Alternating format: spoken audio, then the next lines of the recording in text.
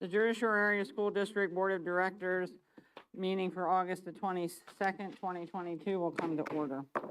Next, we have roll call, Mr. Enders.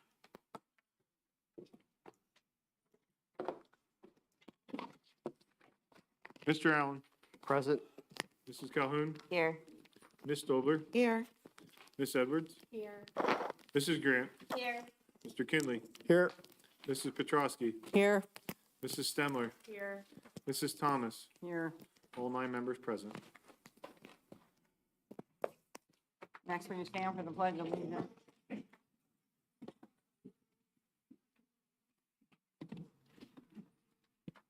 I pledge allegiance to the flag of the United States of America and to the republic for which it stands, one nation, under God, indivisible, with liberty and justice for all. See, we have the additions of our TV.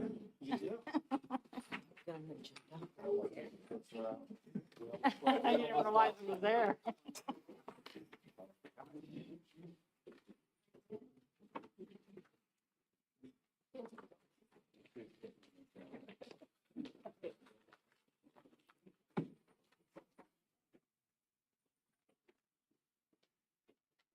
Next, we will have approvals of the minutes from July 13th, 2022, Capital Projects Committee, and July 25th, the regular board meeting.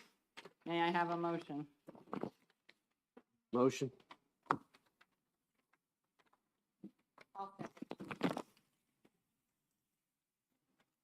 Any questions? I would like to point out, here on the 25th meeting, Which meeting? regular meeting, July 25th. Okay.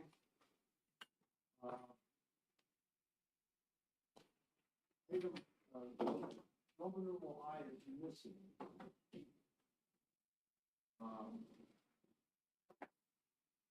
First off,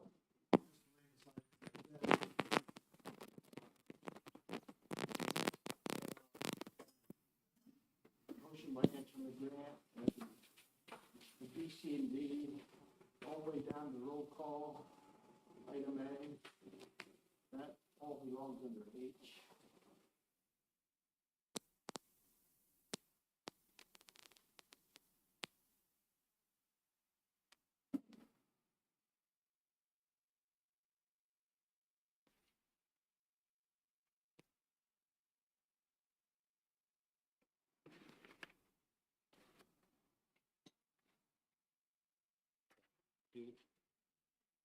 I'm not. Are you seeing what he's talking about? I believe so, on the third page. If you look, I see finances there, but there's no space between it, above it. We go to,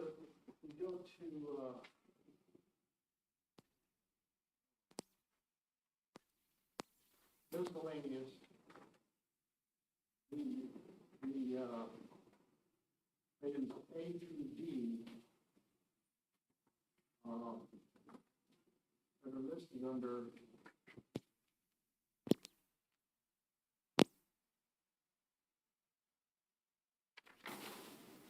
finance,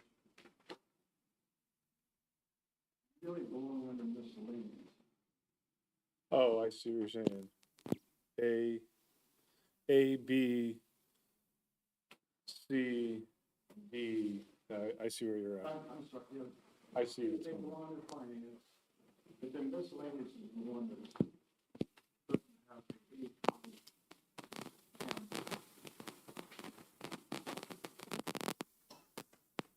And A was a roll call. Separated, B, C, and D are there. Are you saying that was the miscellaneous items or a repeat of the finance items? I think we, And miscellaneous has up through letter M. So we just need to correct and add the miscellaneous items. the reason I saw that is I had to go vote for not A under miscellaneous, but A under, yeah.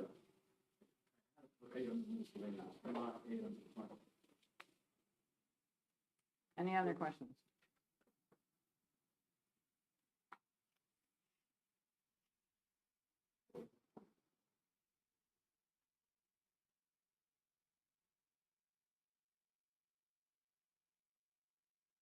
All those with the correction as noted on July 25th and the July 13th, say aye. Aye. Not accepting like sign, motion carries. Part B, the treasurer's report. There's a treasurer's report for July 22nd and an investment, or July 2022, and an investment report for July 2022. May I have a motion?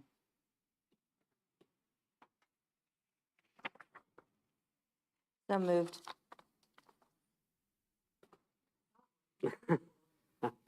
I'll second. Any questions? I have a comment for the board on the, treasurer's report. You'll note the accounts payable fund plate class shows a negative balance. That's due to, writing scholarship checks at the end of July and the money being transferred into that account from the scholarship accounts, basically the first day or two of August. So it was just a timing issue in between the 2 months. So I wanted to note why there's a negative balance in that checking account. And I had a question too. So, it's probably a stupid question, but with why is like the Ramsey and Sechrist and those scholarships under the treasurer's report? But then the Gilhart one is under investment report, is like, So the Ramsey and Sechrist are a checking account okay, currently established with Pliget. I'm actually in the process of reviewing both of those funds with the solicitor. So there might be an update coming in the near future regarding those two. They have a separate investment report that is in a totally separate trust. so they are invested. Yes, or- there's an investment that the board and the district are not in possession of. That was the difference between those two and when we got the Gilhart. When we started talking about the Gilhart was given directly to the district and is in an investment that the district owns. Okay, it just Yeah. is, where the Ramsey and Sechrist are in a separate trust, and the trust is a totally separate entity. Okay. All right, thanks. Yep. Any other questions? All those in favor say aye. Aye. All those not in favor, like sign. Motion carries. The approval of the bills. The bills for tonight are $3,715,535.96. Is there any comment on these, Mr. Enders? Yes, there is. As I just said, the accounts payable checks, you'll see them there listed $32,850. Those are all scholarships. Pliget Food Service monthly electronic payments, if you looked at that, there was a $35 fee from Muncie for a stop payment. They did refund that. We are not charged fees from that bank, but it's their process. They have to charge us and then they'll refund us. Do note there were 3 pays in the month of July. That's listed down there at the very bottom. There were really, the dollar amount isn't that extremely high, but there were some high dollar bills in here. A couple to point out to you, Windecker's was $132,000, approximately $500. That's our bus company. That was a 1 month bill plus a couple summer runs with our summer programs. Site Logic, as you know, is our HVAC company running that. There was a payment of just shy of $705,000. With that payment, we had paid just under $2 million. So we essentially paid all the ESERS money that was earmarked for that project. Our grand total of our annual insurance, so that's an annual payment, one-time payment for all the insurance policies that the board approved in June. That was $163,000, just over that. And then finally, there is a large payment to Clarkson Chemical. That was to pay for the ride-on scrubbers that the board approved in the springtime. So that was just over $138,500. I have a funny feeling that took a little bit because of supply chain issues. So just a couple of things to note there as you look at it. Other than that, there's really nothing unusual.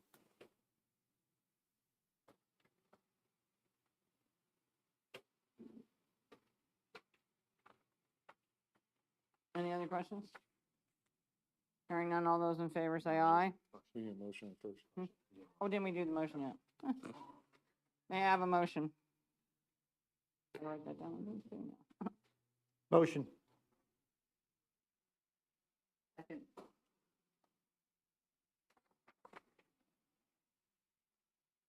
Now, do you guys have any, does the board have any questions? Hearing none, all those in favor say aye. Aye. Aye. Not in favor, like sign. Motion carries. All right, moving over to presentations. Not presentations, part C. Communications, Dr. Ulmer. Two things I want to point out under communications. First of all, the one call did go out today with back to school information that's posted on the website. I do want to draw attention to, we've said this before, but I'm saying it again, that we still have in place for security reasons that people need to call ahead or schedule appointments to come into buildings. I did give specific information in my update to families about that, about dropping off items or things like that. But I just wanted to call attention to that. I also want to point out the screens behind us as we continue our work with ESSER funds to try and make our board meetings more accessible to the public that may be at home watching. That one of our efforts in putting up these screens, that it'll make it much easier if someone is presenting in the room for the public to be able to follow along. You won't have the projector behind us. You'll be able to see clearly one of these screens from our live stream. So I just want to point those out and note for the board that that was part of not only the screens, but also the microphones that you got 2 meetings ago are all made possible for ESSER funds so that we can have virtual meetings and have them seamlessly. And our tech department did a good job working on those. There will be one more TV that's on back order that will be actually right here in front of us, so we won't have to turn around. There'll be a smaller version right here that if someone's presenting, you'll be able to look right in front of you. But the 2 that we got so far are behind us. Thank you. Second is President's report. We had an executive session was held before the meeting at 5:45 for the purpose of legal personnel and safety. And third is the IU report. Jesse, you have anything to say? I just want to say that, the IU had a participation in the Little League that is, very notable, and that it was a star-studded, Little League so far, which is something for this community to be very proud of. And the presentation of the beautiful artwork of the new statue that's in Little Boulevard, recognizing icons from that have been here in the community. And also, I want to rededicate my position for learning disability in this community. Thank you. Thank you.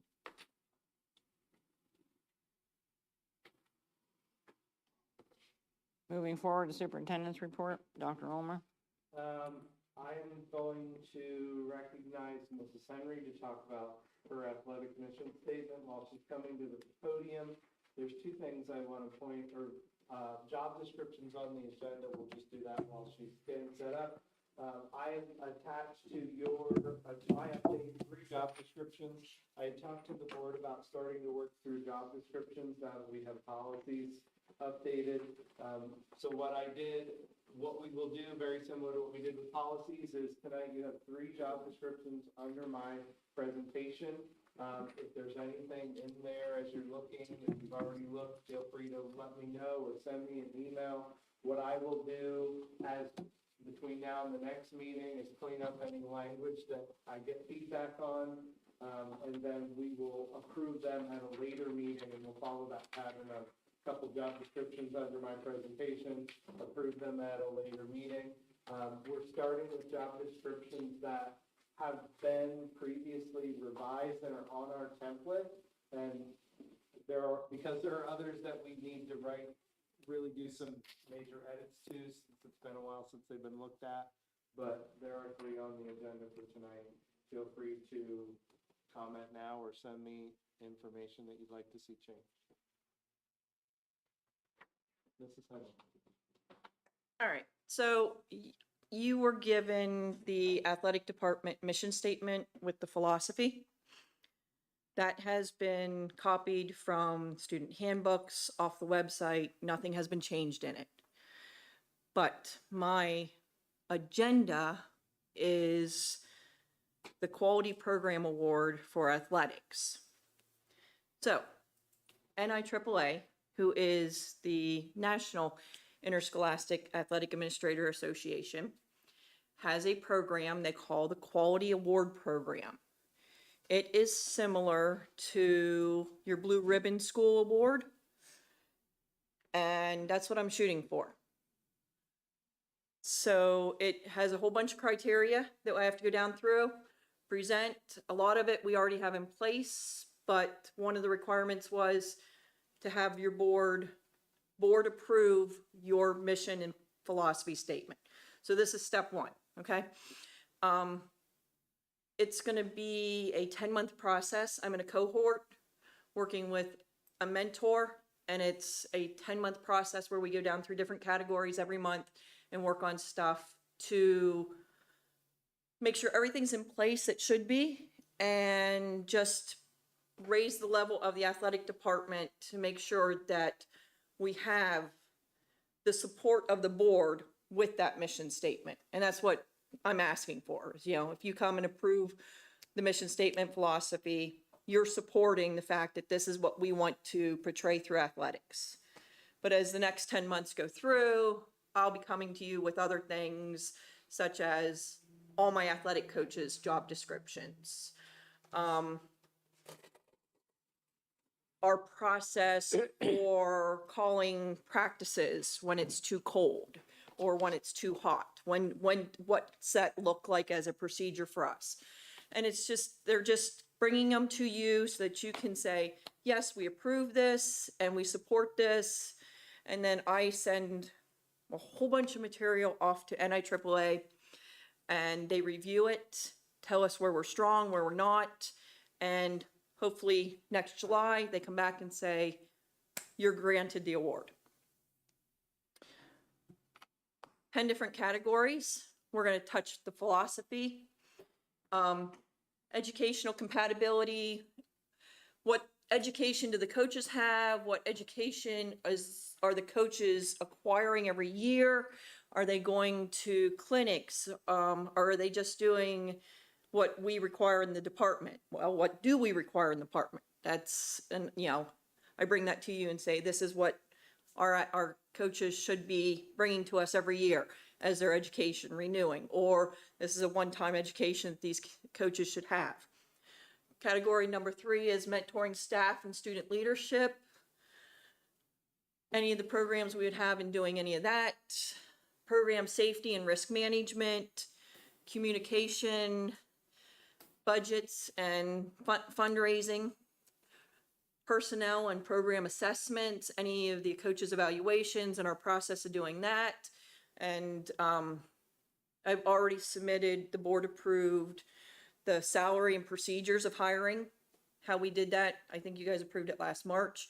That whole document, I submitted that, so that gave that gives them an idea that we have procedures in place when we are hiring coaches. Any technology we use, such as the NFHS cameras that we just put in place, and any of the social media with the technology of Twitter or Instagram, or getting scores out there to our parents in the community. Then there's a whole section on sports medicine of your kind of risk management and what we do there, like at every one of our areas, there's a 911 placard that we put up every year, so that, and that's something we can put in there. Just take a picture of it, that I document it, you know, this is a procedure, we redo them every year, so if someone calls 911, the address is there and everything you need to say, so it's in front of you in a panic, when someone's in a panic mode kind of thing. That would be covered under that. The last one, they say, is the innovation and creative leadership strategies. They call that the creative category, so that you can, what are the fun things you do for your athletes, or what's something that brings the attention to everyone for your athletes. Coming soon, you're gonna see a 100-foot by 6-foot banner across the tennis courts between the football practice field and the tennis courts that says Bulldog Nation. Yeah, I can't wait till they get it up. So, it's things like that. I'm like, you know, and that's like a perfect location, because it's like kind of in the middle of our community where everybody's going to be able to see it, and it puts that out there. So that's just a way to pass that on from us to our community and putting out that Bulldog Nation. So it's a lot of work, and it's a lot of, it's a review of a lot of things, but like I said, we have a lot of it already in place. It's just putting it in the places I need to. So in Pennsylvania, there's only 2 other school districts or schools that have it. My intention is to put Jersey Shore on that list in 2023. Because I enrolled in this, I have an opportunity at the Pennsylvania State Athletic Directors Association Conference in March to present with my mentor's from Gettysburg, and because she's been through it, but for us to talk as me as the one going through it and her as the mentor, to try and get other schools to come on board and do this for their schools and build this for their athletes.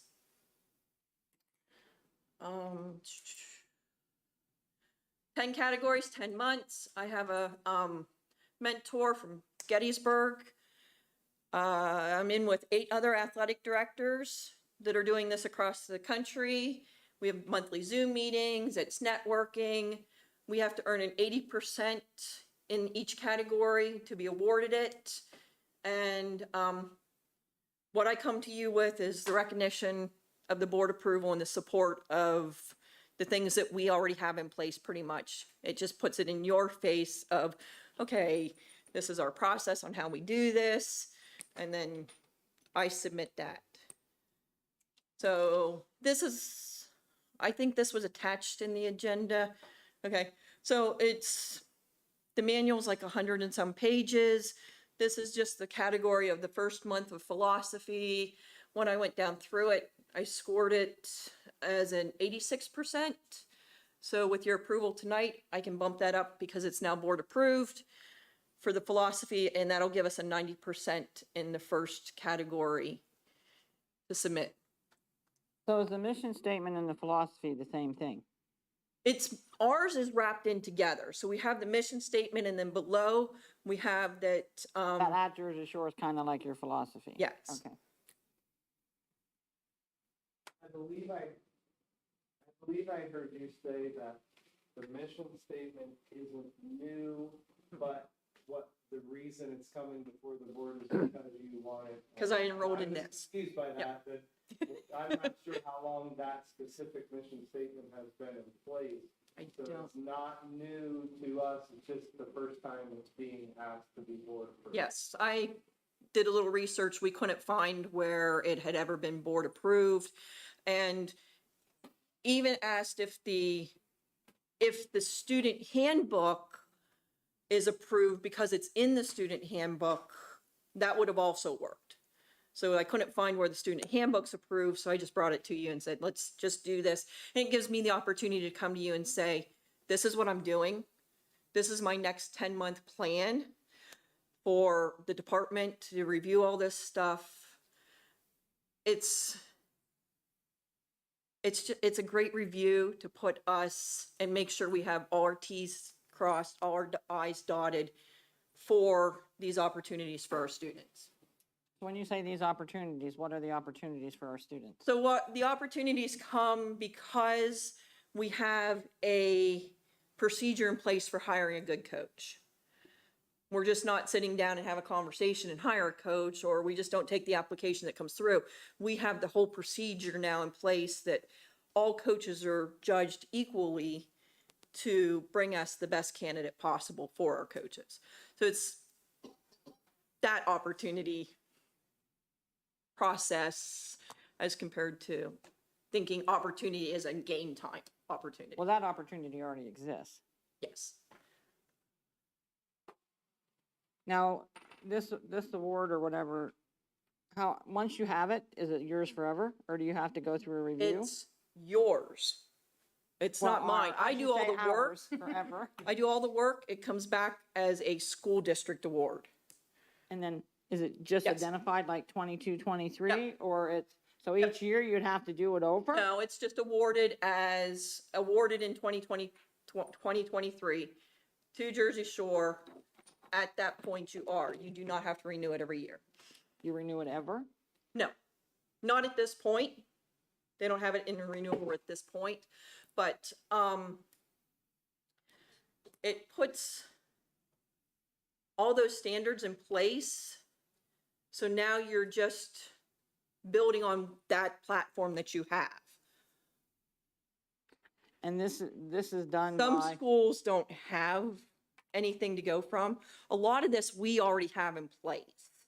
It's just it's just kind of done in the process. It just isn't board approved or even known about, and it just submitting it is standard. I just have to go and find where it's at and submit the paperwork.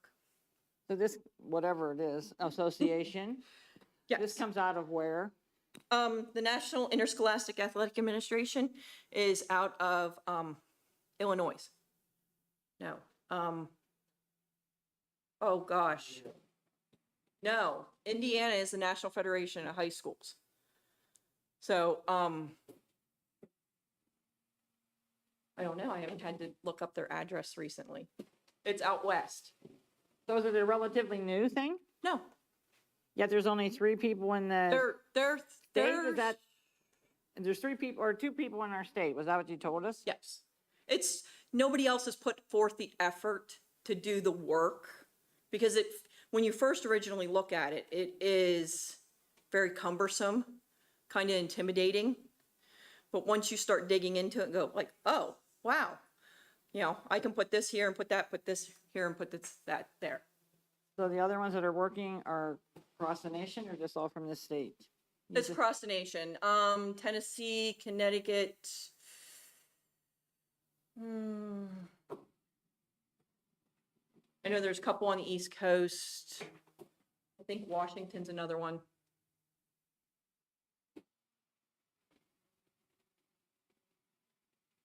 How did you learn about this program? I go to national conference. I go to the conference every year for the National Athletic Directors, and it's something they promote. But I can see how a lot of people don't want to do it because you look at it and you're looking for a lot of work for it.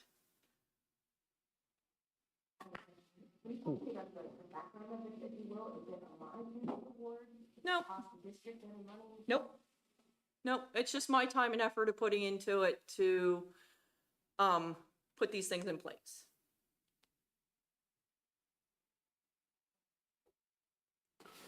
So essentially, it's a rubric for you to follow to Yes. hire somebody. Yep. Yep, and yes, there was a fee to enter it. I personally paid for that to enter into it. Because I'm that passionate about getting this for the department that I already paid for it to enter into it. Serena, I do see that you're very passionate about this program. What are you hoping that it brings to the district?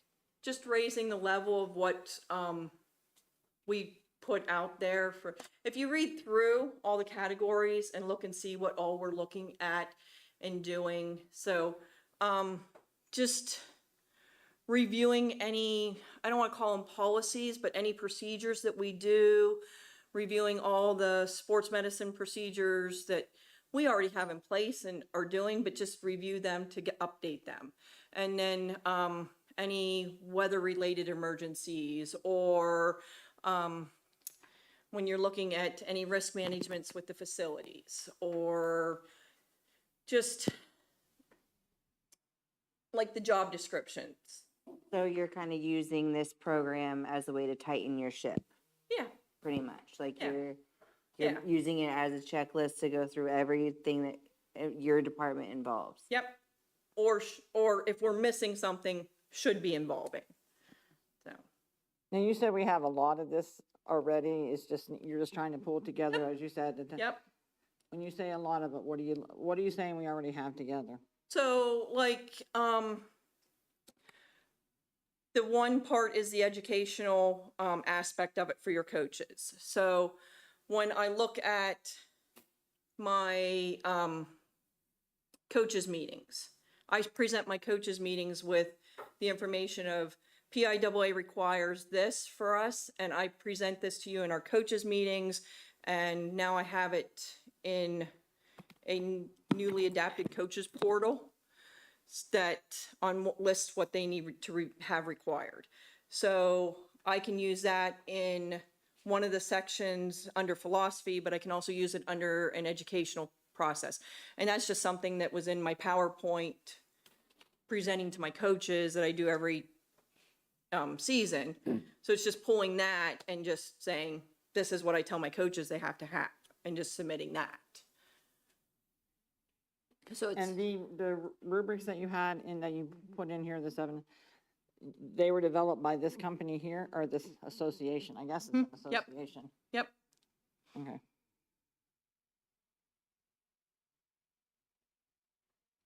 So the whole point is to have you approve the mission statement and philosophy. But over the next 10 months, there'll be other things that come. Like my job descriptions for my coaches have all been updated to come to you next board meeting. And it's just things like that. I know, I didn't hear a board member ask this, but you said a couple things like, it was a lot of work, or you're gonna have to put forth a lot of effort. Mhm. Are you comfortable telling the board that you don't have an issue doing that? When I approached this, I approached it with the thoughts of, it's the same as if I was going back to school and earning another degree. So the time I spend outside of here is the time I work on this, putting this together, as if I was doing another degree. And when my husband and I discussed it, and it's like, that's exactly what it is. That's the time and effort that when I was doing online school, advancing my degrees, that's, kind of how we were looking at it. The weekend you spend, you work on doing this to get this put together. You're not asking for any monetary Nope, extra, no. nope.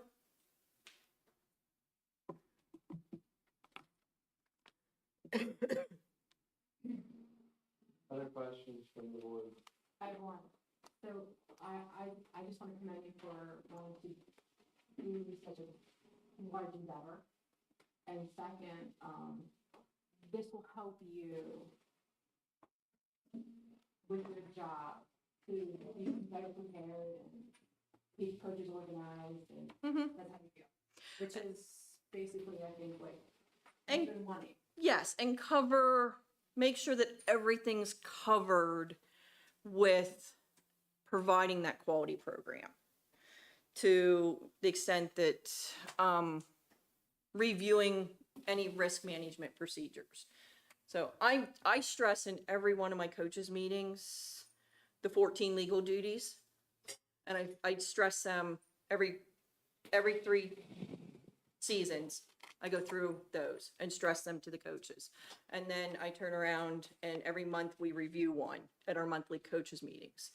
And that is, there's like the risk management part of that is like looking at this, going through that, going, you know, the first legal duty is, you know, to plan. So, you know, making sure that coaches are providing practice plans, a written practice plan. And that's highly stressed under that category. So when you go into here, part of one of the sessions is that you need to, you know, if your coaches are providing practice plans, well, I have them email me their practice plans so that they are doing that. So, you know, it just helps in things like that, covering things. I have a question. Mm-hmm. For the mission statement, where did you actually come up with this exact? It's actually copied from the student handbook. I didn't change it at all. It's been what we have been producing in the student handbook for years now. You didn't add anything to it? Nope, I didn't add anything Change. to it and change it or anything. It's just, it's been produced and it's been on our website under athletics since before I started.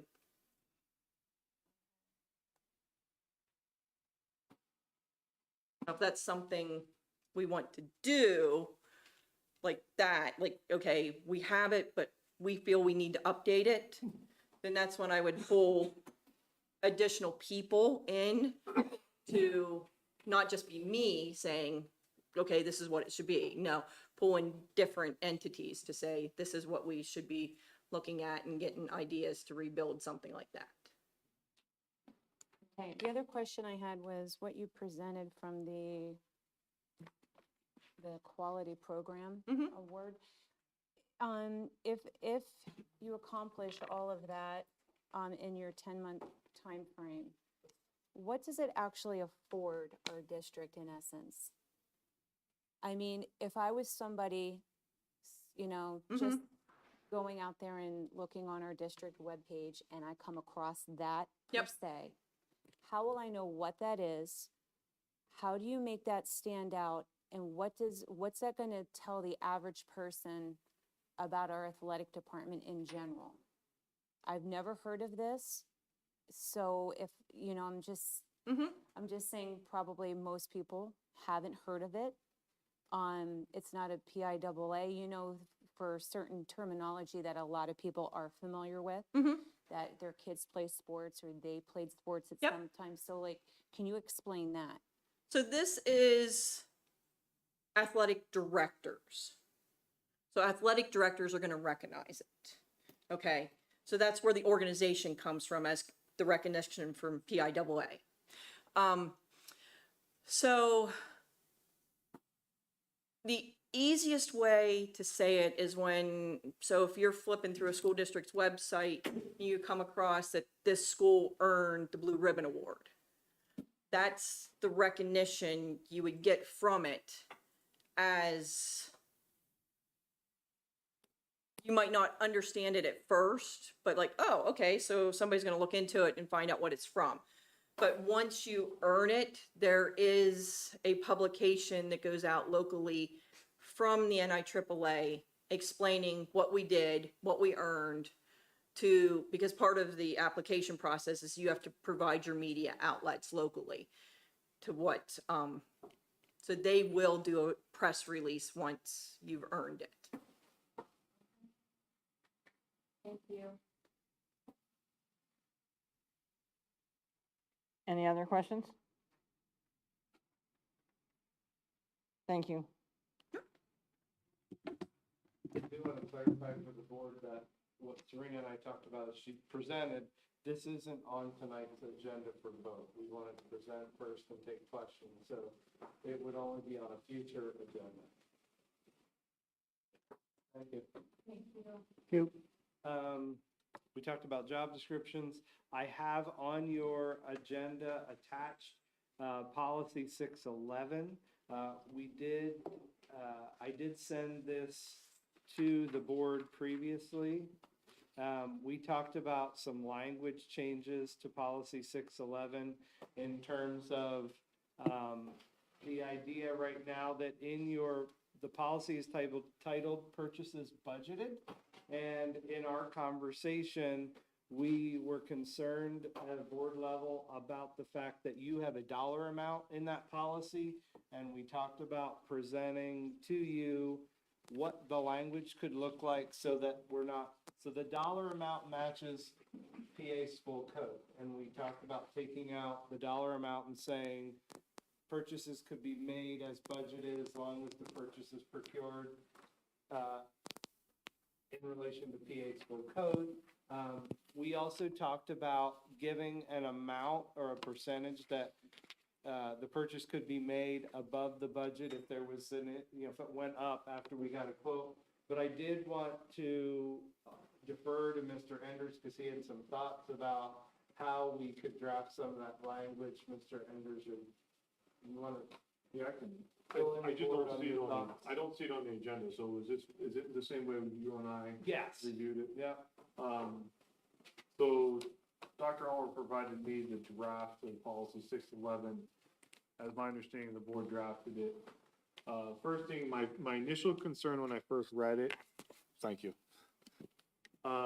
is the 25% language. And to the letter, the way it's written, I don't think it matches what the board's intent was.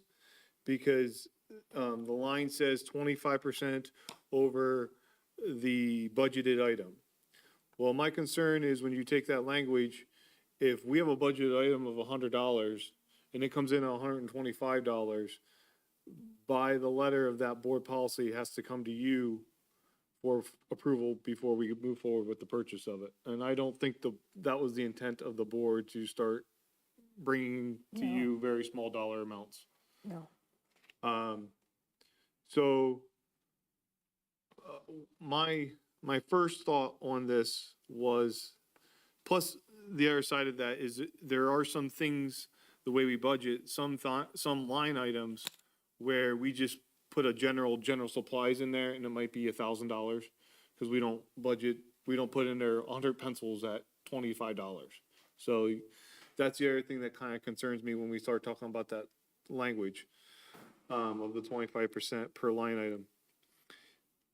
The other thing you have to remember is, as Dr. Ulmer said, the policy references school code, which is very strict on how you procure and how you have to go through the process of procuring and the dollar threshold of procurement. And that also changes essentially year over year. We get new bid thresholds every year. So one of my questions when we met about this was, let's keep the language in there about the procurement law in the school code, because essentially right now procurement is roughly $21,000. We have to bring you approval to solicit the bids. We go through a solicitation process, then we have to bring you approval to accept the bid. And that's the step for that.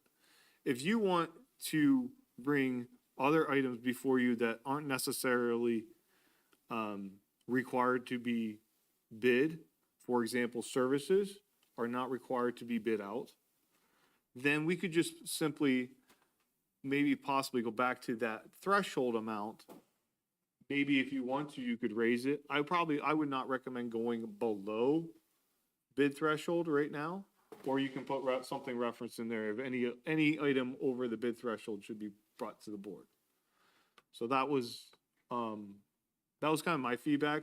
One other thing to consider when you look at board policy 612, which are items not budgeted. I also brought this up to Dr. Ulmer. There's a clause in there for the superintendent to deem something an emergency, which would allow us to move forward with that.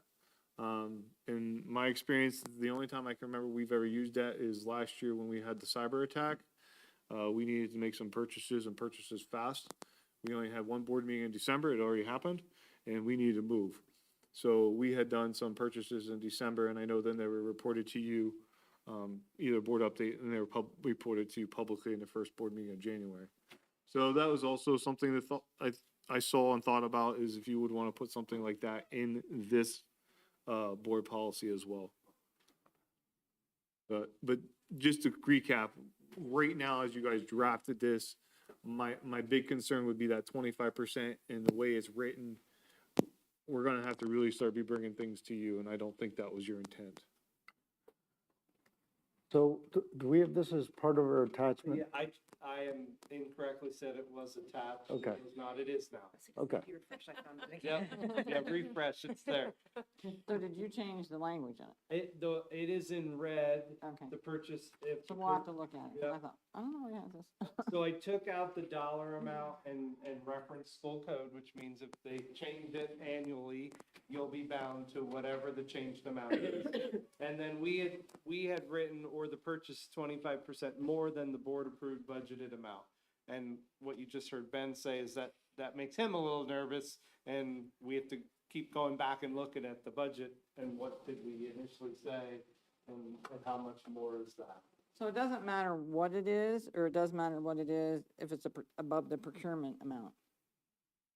Your services don't have to be bid at all, is that what you're saying? That's So correct. those are the things that we would pass on normal budget, you would have them listed. So how do we get other than going through the bills all the time, how do we know if those got out of line? Is question one. I can understand what you're saying. So it doesn't make any sense to say 25% above the procurement amount, because you gotta bid it anyways, if it's a. If it's a good, you So have to this, procure. this particular policy doesn't refer to the entire budget, or does it? So that could be where some of the confusion of the board was. This particular policy is, as I look at it, it takes the whole budget as a whole and says, okay, if, right now as it's written, if this is a budgeted item, then, and it's over 19,400, I think is the current threshold, it must come before the board. That's what, that, So plain the, and simple, the language of it so the is. things we voted on, they were service items or they weren't service items? Because I thought believe the you said the things that- ones with service items, and I'm thinking, okay, so why are we doing it? I believe right now, the things that started the conversation of this is a service item. And correct me if I'm wrong, Pat, I don't wanna totally put you on the spot, but as I would look at the IT world, more and more of that is going down to service line item being cloud-based, where we're essentially purchasing licenses to use their product. Yes. Where in the old days, it was we're purchasing software and then potentially purchasing an update or something like that. So in the IT world, I mean, I think you're more looking at buying services anymore than you are buying stuff. Well, that's my question, so I think that's where some of the confusion is, because we had to reapprove those, because you said it fell under this policy, but we're kind of saying that services don't fall under this policy, so I think Well, there's services confusion do exactly what fall under this policy as the policy currently is written, Okay, but services do not follow under procurement law of the so this Commonwealth. language, by changing it to the where it's at, we would be okay, I mean, we wouldn't have to worry about that then? I think you would not see services because the way you guys drafted it, throwing out that 25% Okay, line. that's the guys drafting it, it's the thing we've got. When it was drafted, that 25% brought that in there, but those codes are they all the procurement law codes? So those codes are only gonna reference goods. It's not going to bring in services at all. So if you guys want to see services be brought before you to be approved at the board level before they're purchased, even if they were budgeted, I would suggest you put something in there that says, all items at the current Commonwealth bid thresholds must be board approved prior to purchase, if that's what your level you would like to desired level is. You could set that whatever you want. If you want it to be 25,000, you could make it 25,000. If you want to make it 30,000, you can make it 30,000. I would recommend you don't go below the bid threshold, just solely because it doesn't make sense to me why you would do that.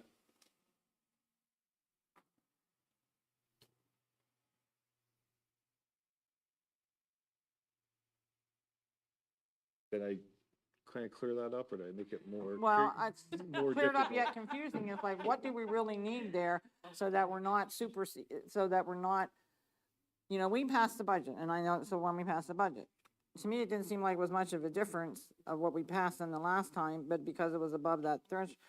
But so now you're saying we really probably didn't really need, well, as it was written, we needed to do it, but we're changing it so that we don't have to take every line item of the budget and re-vote it. That doesn't make any sense in my head. And I'm fine just putting the references. But I'm not sure what it is that we have to write to do that. If he's, doing a service that he spent $30,000, and that's what he put in his budget, and all of a sudden, he goes out to get the cost, and they say, oh, well, we bumped that up to 45,000. As a board, I want to know that. I'm not saying we're not gonna, if it's a needed service, that we're not going to do it, but I think we should know that. But that's just the way I look at it, and I'm only one person. No, that's the way I look at it too. But, I mean, to catch that in the common bills for the amount that is spent, I don't think the board members would be able to go through and be that privy to that, like, in essence, because we don't know those, we don't know the line items nearly as well as you do, Mr. Enders. So I think we're looking for some guidance on where to set that threshold, because if it is budgeted at 30,000, and then you go to purchase it and it's 45, what number is, is the best number to go with in essence? What percentage? No, I don't think that most of us would sit here and be like, well, if it's $50 over, we're not going to purchase it. Yeah. There has to be some, we don't know where that number is, but we want to be made aware of it. But I don't think the average person sitting here is going to catch, $200 over what was budgeted. That's what I'm saying. We might catch a $25,000 over something that was budgeted, but we want to be made aware of that. Just sitting. We ask you to do that, then I feel like you're going to have to police every single thing that's above, anything that's over what was budgeted, even 50 cents over. Yeah, I mean, You see what I'm saying? So where is that threshold? What do you recommend? Can you put a flag in the system as it compares budget versus a particular well, that's purpose? not to get more complex. The other problem with doing this 25% is you want to look at the individual line items that are over 25%. Essentially, you really want to look at the really big purchases that are Yeah, coming in. we got to have a minimum. $100 is not the minimum. But, I mean, school code also directs us on how really they want to look at the budget, and it's really only major object and major function. So they don't really care that what's in the 2511 610, they care about what's in the 2500s 600s. So we need to move up from the object to something else. So, well, just sitting off the top of my head, listening to Mrs. Stemmer, one of the things I'm thinking right now we could do is we can reference the school code, leave that alone. And then I think, if I remember correctly, the drafted policy, it says or. Where that or is, we could strike out everything else with the references to 25%. We can write, or anything above the Commonwealth threshold that is greater than 25% of what's originally was budgeted. However it works for you. If that's your threshold, if that is your threshold, if you want it to be 25,000, make it 25,000. But then that would bring in what you're saying is, So you would have still brought us his. no, not if it wasn't, not if it was not above the 25% of what he budgeted. Oh, it no, at. you were just mentioning 25,000, that's what I was going in my Yeah, head. Yeah, but what you're saying is if it was $100 and now it's, there has to be a minimum, is what you're saying, that- is the right. bid, and that's the bid bid threshold, threshold. correct? The language he's suggesting would refer back to the bid threshold, which is 21.4. 21.4. So you Okay, so essentially anything would be drawing a line 25% and above saying, 21.4. if the purchase is above 21.4, we budgeted, say, 22, and it goes up 20%, 25% or more, you would see that again. So that basically would exclude anything below the bid threshold. So Correct.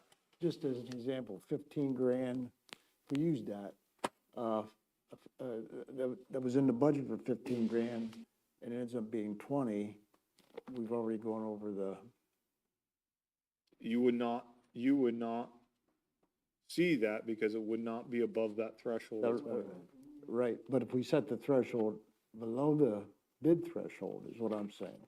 So the question is, what are we comfortable with under the threshold?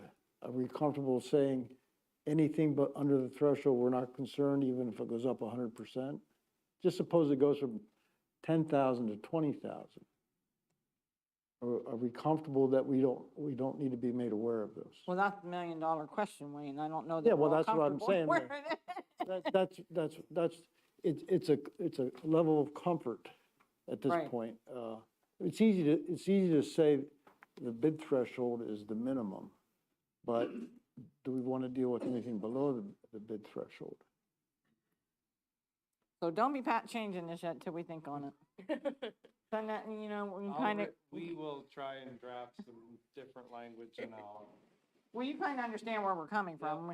But I also understand where he's coming from too, that like, the technology purchases is 28 something, whatever that object code, 2870 or something like that. They still have an obligation to stay within that total limit. Even though the service that he ordered was 10,000 above what he budgeted, then he has to look at, okay, where can I take from somewhere else? Or somewhere along the line, we have to okay that budget to be transferred into, more to be transferred into that. So we're not all sure where our comfort level is, but we want. What we'll do is we'll draft the language and then in that language, like behind it, we'll put what the current bid threshold is, so you know what that number currently is. And But that'll obvious- be in like parentheses. We're not saying that's how it will finally end up, but that's just so you know what the current number is. Because when was this last done? Approved? Based on the dollar amount, I mean, Well, what I'm saying, the comment that I wanted to make was that bid 2016. Yeah, threshold 20 goes up on an annual basis, 2016, and I. but it figured- doesn't go up very fast. No, because that was, that 19.4, I'm almost probably guaranteeing you that was bid threshold in 2016. Yeah, so it doesn't go up very fast Yeah, if it's it's only not. 20, okay. So I have one last question for you, Mr. Enders. What Wayne brought up, if it's below the threshold, if it's at a 10,000, how often do you see things doing something of that nature? You go to purchase, you go to pay a bill, and it was way above what you originally, say that's more on the rare side? Does it happen often, even if it's with small purchases? I can't think where it would have happened or where we haven't brought it to you. I mean, you've been aware of it when it's happened. I mean, we went through the whole HVAC project. I know that's really large and obviously that's definitely within bid, but when we brought that to you that, our equipment's up and then practically doubled that project. We just purchased a new lawnmower and we budgeted 17,000 for that and it came in at 13. And I had a conversation with Gage Jarrett, who's the Secretary for Buildings and Grounds. There's a case that was below the bid threshold, and below that 19, so I didn't even think twice about it when that purchase order came across my desk.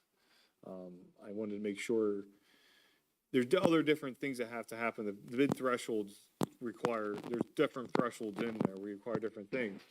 So in that case, I just had to make sure it was on a state contract, and that was what we verified before we approved the purchase, so. Well, I think we need to rely on your, you're on the inside of all this, and we don't want to create a burden for you Right. or your staff.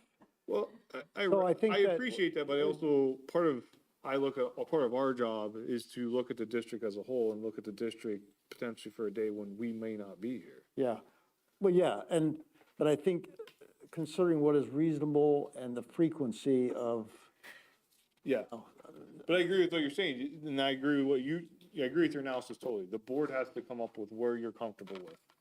And I understand what your intent was or your desire was with that 25% number. And if that's where you want to go, that's fine. I'll keep thinking about it, but right now, off the top of my head, the only way I can see to capture that piece of it is to put some number in there and say, if this is the number and if it's 25% above that number, then we want to see it. So I have a question kind of carrying off of that. If we were to put this policy into place and something hit the bid threshold that needed approval or that 25%, how costly would it be, because we only meet twice a month? Like, with stalling your purchase of that product or that agreement service, like, I mean, things have timelines. Like, could we potentially be, That's why I brought up the conversation about for lack of better terms? looking at that emergency clause that's in policy 612. There again, that has to be a comfort level, because the clause in 612 is very clear. The superintendent has to deem it an emergency to move forward. So We could add that to 611. that's what I'm saying. You can add that clause to 611 if you want to, but But even if it's not an emergency, and so you wanted to buy that lawnmower, and let's say you bought it without it running it by us because it increased by 25%, but was below the bid threshold.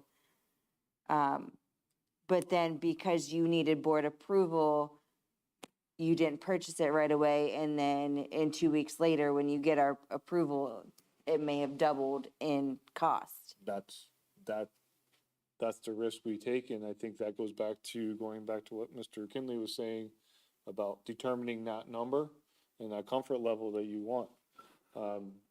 Someone over there referenced the example of a $10,000 item doubling in price and going to $20,000. I think that's where the board needs to kind of come to an understanding of, do you want to see that or don't you want to see that?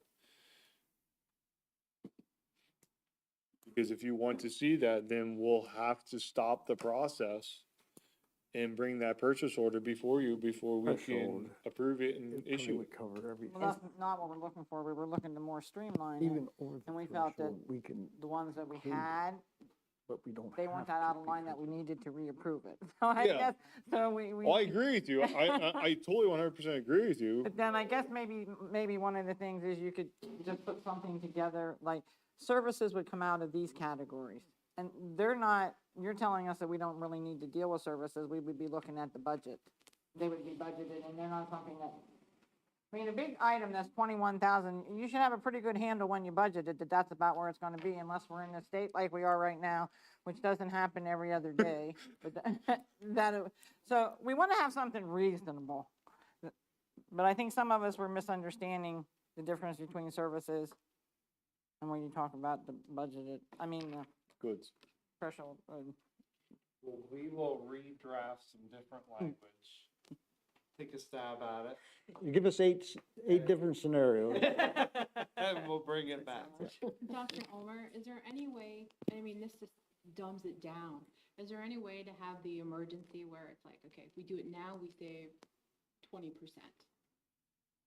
You know what I mean? Like, like, from saying, like, okay, so we only have this amount of time, and because of warranty reasons or whatever that reason is, we don't have enough time to do this or anything else. Is there any way to say, okay, we save this by doing this? And that does happen Straight across the sometimes. line. We'll get quotes and they'll say, this is only good for Yeah, 10 10 days. days So- and we don't have a board meeting in 10 days because and that we seems to be know. what the problem Yeah. really is, like, this is the warranty. Our goal this is not what to it make was. more work. Yes, so. We if appreciate save- that. We want, Have the yeah, word save. well, we want to be made aware, but we Right. don't, Right. we want to trust your judgment. We could also, I don't want to go into work session. We could also go into some language of, I know there's a couple board policies out there where it just says the superintendent is to report. And we could reference that. The superintendent, what? Is to On that report. responsibility. Well, I know who would be reporting it. I know who would be recording and who would be doing the reporting. Here, add this to your Friday update. Chris. We'll redraft some language and try to capture the board's desires. That's my report. Next, we move on to courtesy of the floor. This courtesy of the floor will be public comment on agenda items. State your name, address, agenda item that you would like to address, and you will have 3 minutes. Beatty Hall? I signed the wrong papers, not about the agenda. Should I do the next last Oh, you're okay to, I didn't know whether it was a timely thing. Well, we will have another one in probably 10 minutes that where you can address that if that's what you wanted to do. Yep, thank you. All right, moving on to personnel. Personnel, we have A through L. We're accepting a letter of resignation from Ashley Arigia for a paraprofessional, appointment of Melissa Baker as the elementary music teacher, appointment of Brenna Hoffman as an elementary and middle school instrumental music teacher, appointment of Heather Koch as a speech language pathologist, appointment of Alexis Kitchen as a middle school English teacher, accepting a letter of retirement from Pam Copenhaver, administrative assistant, effective December 31st of this year. There are a number of mentors that are on the agenda for new teachers. Removal of Daniel Bergman as mentor due to her resignation. Appointment of Margaret Hensler as a part-time food service. Scott Week as a bus driver. Accepting a letter of resignation from Janet Callahan, part-time food service. And accepting a letter of resignation from Jody Paul Hamus, Berkshire Area Elementary head cook. May I have a motion for A through L?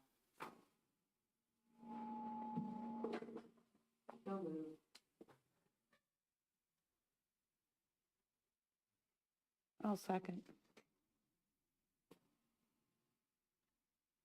Okay, we have a first and second. Any questions or comments?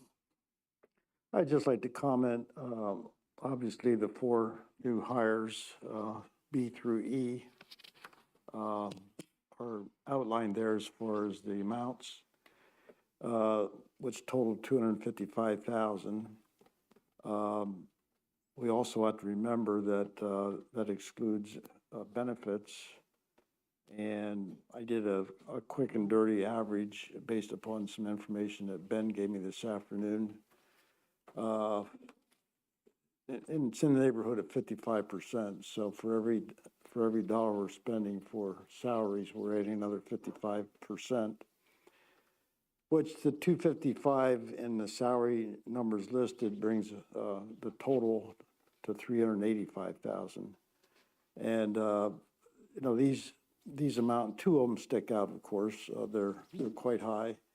But I think it points out and that what we're reading in the paper and other places, that we're experiencing the same thing as far as trying to find teachers and the shortages that exist. I think moving forward, we're going to have to think about paying premium for some of the hires that we've been used to, maybe hiring at Some of the areas, that's probably very true. at B1. Those days might not totally be over, but I think that's going to be more difficult to hire at the low end. And so we need to be prepared for that and obviously try to control our benefits. And 55% is net of reimbursement from the state for Social Security and retirement. So, but I just wanted to point that out, that the 255 turns into 385, roughly. The reality, though, when we put all of those together of the people that had left, this is probably still less, or not. For some of these new, I mean, The door has revolved so much, I'm not even sure Okay. exactly I who won't- they're replacing I right won't now. put you on the spot. Well, and I think to Mr. Kinley's comment, And I understand what he says. and I want to reiterate that is, in some positions, we saw this over the summer. In some positions that we were looking for, we had a small handful of applicants. So the committee, you know, the board and I made some hard decisions about who we hired based on, sometimes those applicants were at the top of the scale, and you had to, you know, at that point, you don't make a decision based on the amount of money. You make a decision because they're apples and apples at that point. Right. And it's a hard decision to make.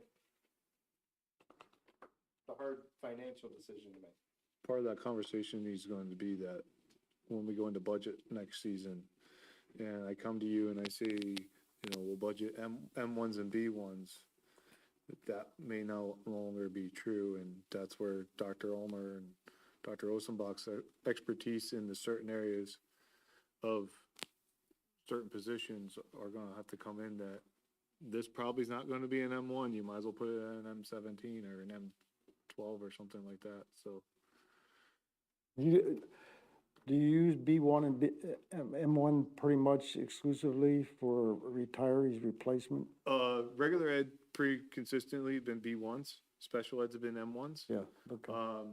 The speech pathologist that we just hired, I know when we had talked about that, he had said to me, we have to put that in as an M1.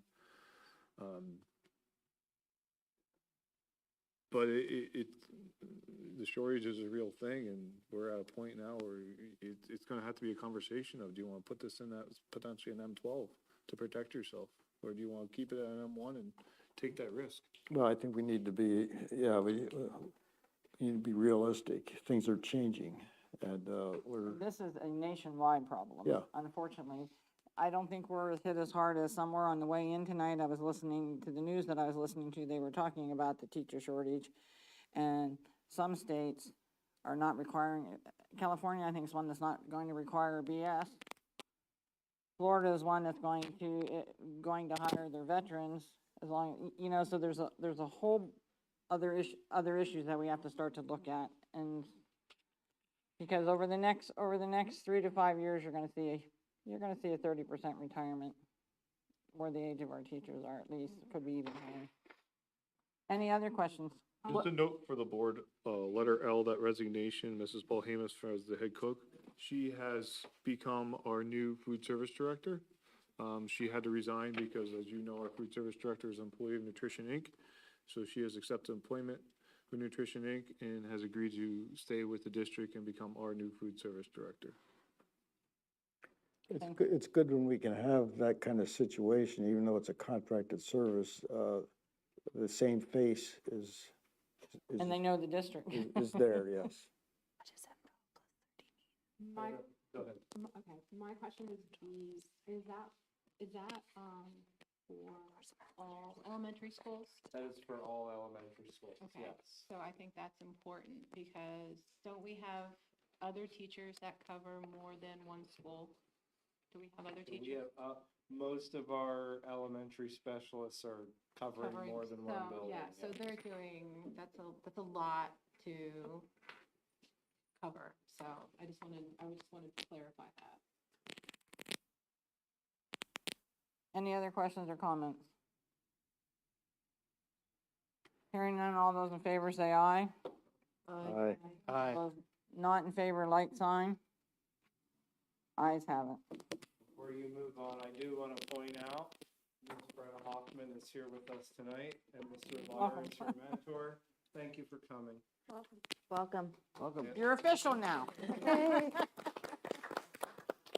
you do have to come tomorrow. I also want to point out the letter F on your agenda. Is it letter F? Yes, letter F on your agenda. I'm not doing well with this. Neither is Chris. There is not a person in this district that hasn't been touched by Pam Copenhaver, and her ability and her grace and her, I just can't say enough about all the things that she does for this district. It's gonna be a rough job to replace her. I want to thank her publicly for her service to Jersey Shore Area School District. I know it's not effective until December 31st, but I'm already in mourning. As you should be. Sure. All right, letter F, curriculum instruction, there are no items. Letter G, building and grounds, there are no items. Moving on to finance. There is one item, a contract between ESI Employee Assistant Group and the Jersey Shore Area School District. And it's my understanding this is a renewal. Is there anything you want to address with that, Dr. Ulmer?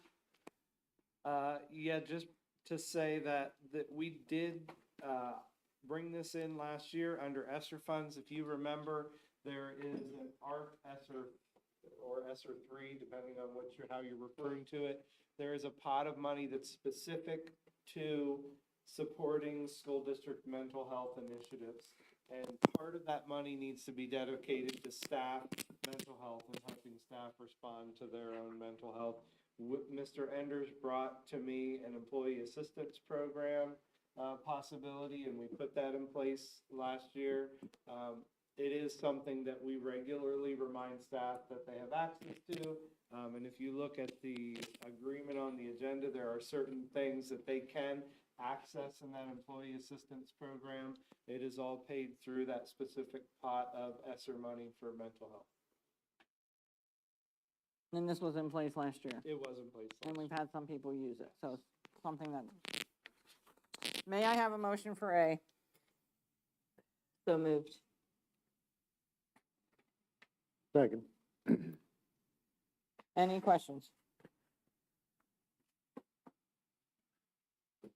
Hearing none, all those in favor say aye. Aye. Not in favor, like sign. Motion carries.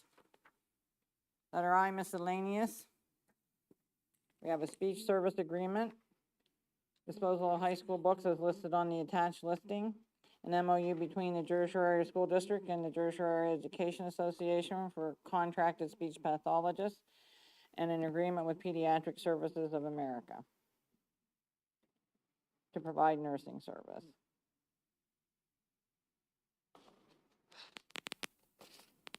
May I have a motion for A through D? Motion. I'll second. Any questions?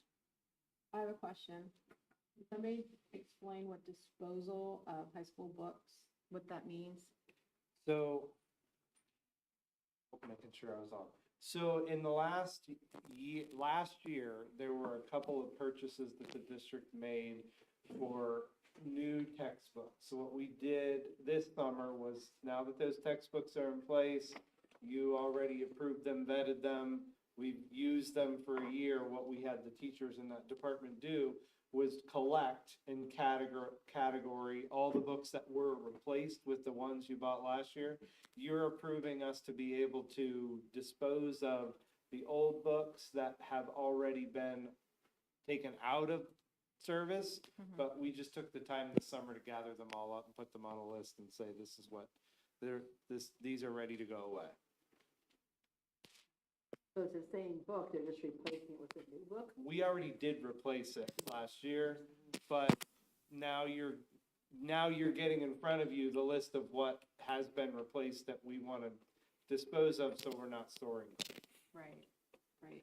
And that's not an easy thing, an easy task to dispose of books, I assume. Well, not really. Okay, yeah, because nobody wants them. Well, the first step is for you to approve them to be disposed. Then we can try and sell them if nobody buys them. Then we have to go through the process of disposing them. Okay.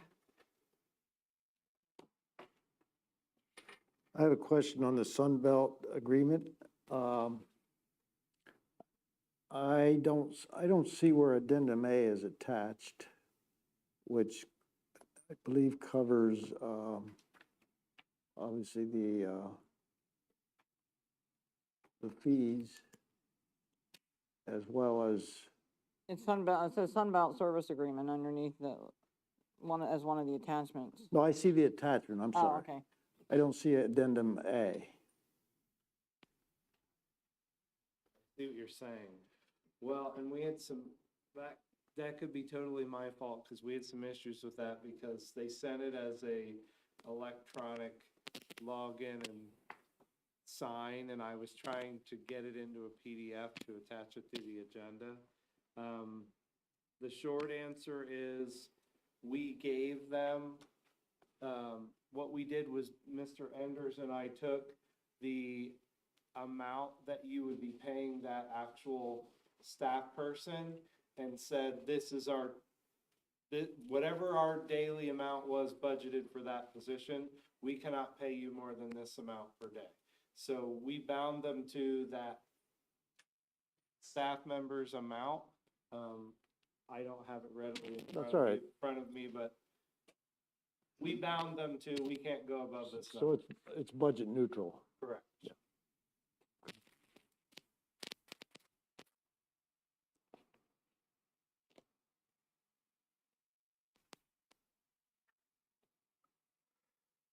Any other questions? Hearing none, all those in favor say aye. Aye. Aye. Not in favor, like sign. Motion carries.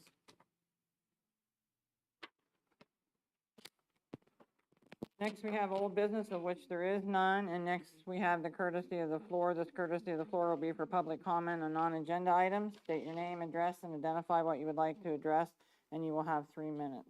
Mrs. Hall.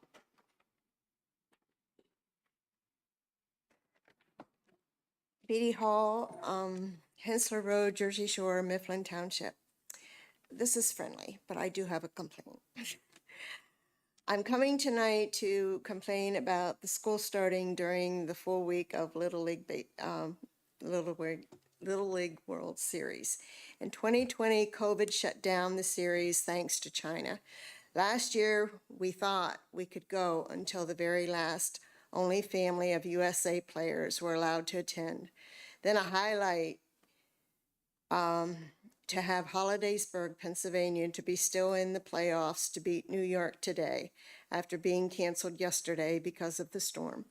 FYI, the Slinky is made in Hollidaysburg. In past years, my granddaughter and I would spend days over at the games. There's events for youth to do beside the games. We couldn't go today, so this only lets us Tuesday and Wednesday to attend this full week. I don't understand why for years decisions to start school before Labor Day. Most schools this year are opening August 30th after Little League games. 1 year, the Sunday series last game had to be played on Monday due to bad weather. It's a bad decision to have school start the week of Little League World Series since our area is center of attention and local to attend the games. I've gone for years and I never ever remember school to start the week of Little League. This year, since we can attend Little League, we are cheated out of Thursday and Friday of this week to be in school. It's a disgrace and huge disappointment to me. If it continues to rain as we need so bad, the Sunday game, final game, may be put into Monday. Once again, and Jersey Shore District will be in school. There's no good reason to start school before Labor Day. Please consider different decisions to start school in future, and I'm disappointed that Thursday and Friday school is in session and for all the interested to miss these games this week. Thank you.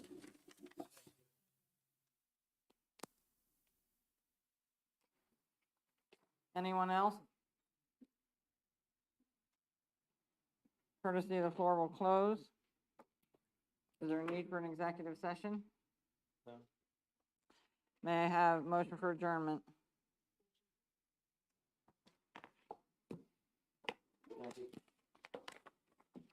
Is it a motion? Oh, Gives me grief.